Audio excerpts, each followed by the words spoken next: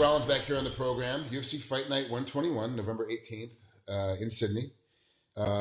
She's got Joanne Calderwood. A great matchup, great fight, at least on paper. I really do like this fight. When it first got reported and came out, hey, this is who's going to battle each other, I was very interested in this fight to see how this pulls together. How do you see Joanne when you break her down? When you look at tape and you break her down, how do you see her as a fighter? Look, I've been matched to fight her twice, so I've kind of like gotten ready the same way each time. She's a very strong like Muay Thai fighter. She likes to push forward. She kind of flicks her kicks out there, just tries to get her range with her kicks. She's not really that much of like a heavy puncher or anything like that, but she throws a lot of flashy stuff. So she's obviously more a Muay Thai fighter, not really a ground fighter. So which kind of plays into my game because I like to stand and bang anyway. So don't have to worry so much about getting taken down and things like that. So I can just focus on, letting my hands go. So you're focusing more on letting your hands go, and I've always been from the belief a highly trained boxer will always beat a highly trained kickboxer just because of the way the stance is. And you make it Muay Thai, the Muay Thai stance is even wider hands and more squares because boxers a lot more surface area to strike at. Yeah, I understand knees and elbows and I get all that stuff, but I still believe the boxer is going to be ahead of the game. When you're training, are you thinking from that same mindset that this girl's going to come at me in a particular way? She's going to come at me with a square step, arms wide, try to walk me down and do 3 or 4 punches and then keep walking straight. Are you approaching her the same way a boxer would approach that mindset, always thinking stepping off the angle and always trying to get striking? Or are you doing something different down there? Look, definitely, like I definitely have confidence in my boxing skills, and I still like boxing. I think trumps Muay Thai. Okay. But she's evolved as well. She's not just a strict Muay Thai; she's MMA Muay Thai. So she's dealt with boxers with heavy hands before. So that's what's so interesting about this fight is that we're so very high versed in our skill set, and it's going to be interesting to see which one's going to come out better. So yeah, like I have confidence in my hands. It's not all I can do, but it's what I like to do. So, I'm going to go out there and try and fight my fight. That's for sure. Now, we talked before we started recording how advanced the sport has become in like the last 4 years, like how much more things are doing. And you, in Australia, but you do training down when it's time for training camp time. You come down and come to California and go down to San Diego. This fight is back in Australia. So you've got this going back and forth across the pond set up for you. So you have to deal with jet lag. You've got to deal with the different sets of food and hotel living or apartment living and all that stuff. What else is different in your training camp? What else has evolved in this training camp from the last training camp to get you prepped for this fight?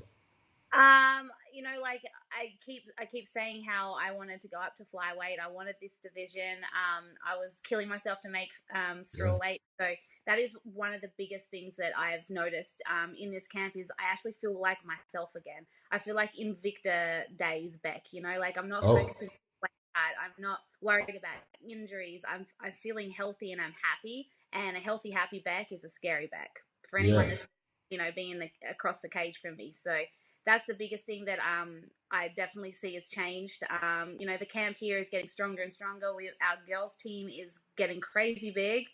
We're taking over Alliance. So it's always good to have more girls on the mat to work with. And so that's been really good. So this camp's I always have a good camp out here, but I feel like this one's been better just because I can focus 100% on fighting. I don't have to worry about the weight cut. It got to the point where I forgot I had to fight at the end. I was just stressed out and worrying and thinking and obsessing over the weight cut.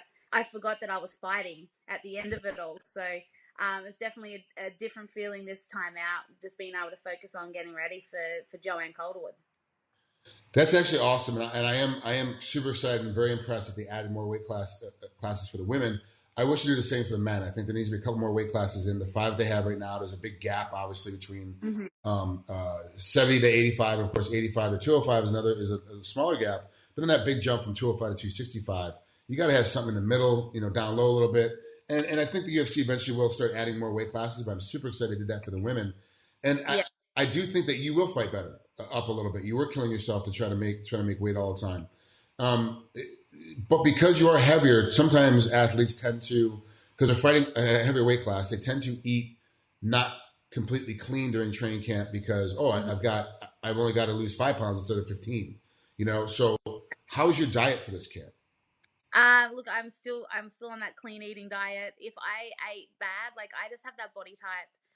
Also with my bad thyroid disease that I have, like I can't eat bad. Otherwise, I literally turn into the size of an elephant. Okay. so, so yeah, I'm still eating clean. I'm still tracking my macros. Like I obsess over my diet and everything that goes into a fight camp. I am obsessing over. So I feel like it has to be done. Like this isn't just a day-to-day job where you're just going to show up and do your job and walk home. Like Yeah. my life is on the line for me. So I take a lot of time and care and put a lot of thought into everything I do, and that includes my diet. So yeah, I'm still on that diet on that fight camp, but I feel 100% better. So Good. much better, healthier.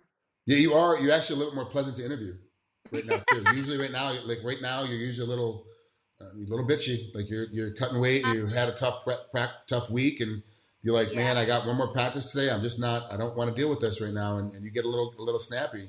And this time you're happy. You were joking before we started interviewing. Like you are like mentally you're in a better spot. And part of it, and it's got to be from that. I'm not obsessing about my weight cut. I'm not obsessing about trying to get my weight down. So it's good. It's actually doing you well. So I like it.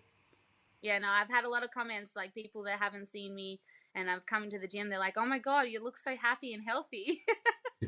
Nice. I'm like, well, I am. That's because I am. So the fight is actually back in your home country. So you got to do that flight back across. When are you going to go? Are you going to go earlier than everybody else does? Because it is home for you. It is kind of familiar. Or are you going to wait till the last minute to go over? Oh, well, my last 2 fights when I fought in Australia, I left like, I think I was like 8 days out. I flew back to Australia, but this time I leave on Sunday, so I'll have like two weeks all up back in Australia. Good. Before fight night, so I'll have like a week back at my home gym in Brisbane, and then I'll take off to Sydney for the fight. So I definitely feel like that's a better thing to do, just to get acclimated and just get settled back home and back with my other team and stuff like that. So yeah, it'll be good. Like it's the last week here anyway is just a taper week, so I don't really reap any benefits from being over here because I'm not going live. I'm you're trying to take it down so you can peak at the right time. So there's kind of no point in hanging around here. That actually makes great sense. And then what's the time zone change from Southern California to Australia? So it'll be a day ahead, but it's in the morning now, so everyone's just waking up where I live right now. Okay, so is it 12 hours ahead then, or more? Yeah, it's like I think 13 hours or something like that. Yeah. Yeah, so by the time fight night comes, you'll be fully back onto the exact time zone, and you'll be fine. It's going to be, but that also comes into another question. Great training camp. You ate well. You're a little bit higher. You're going in early to Australia, so be acclimated. You're kind of already setting yourself up for there's no excuses for if anything bad goes, and even if you win, because things can go bad when we win. Like that, we've all been in there. I've won the fight, but not real sure how I got through this. Like it just does not. Yeah. There's no backlash for you. You have no way to go, oh well, it was this or that, the other thing, which is also a great place to be in. No matter what happens, I've done everything I can do. I've done everything the way I can do it, how I can do it. This is it. Exactly. So like that's why I say like how I feel like I'm back to my Invicta days, because that's how I was. Like as long as I've done everything that's in my control to get ready for this fight, the outcome is the outcome. There's nothing to be like have regrets about, because I've done everything in my power to get ready for this fight. So and that's where I want to be. Like I have all the confidence in the world that I'm going to finish Joanne Calderwood. So and everything's gone to plan so far. That's awesome. That's awesome. If you guys don't follow Bec Rawlings on any of her social media, you're an idiot. You got to follow her on her stuff. She's funny as all hell. Obviously, she makes me laugh every morning when I get up. Living in Hawaii, I'm 3 hours behind her, sometimes 12 hours if she's in Australia. And so she's already up. And so I'm looking at her post, and it cracks me up every morning. So if you don't follow on social network, you have to. It's worth a laugh every morning. Bec, thanks so much for coming on. I really appreciate it. Good luck with the rest of your training camp. Have fun, man. Enjoy the new weight class. Enjoy the rest of camp, and enjoy the fight. I will. Thank you. You got it. We'll talk soon. Bye.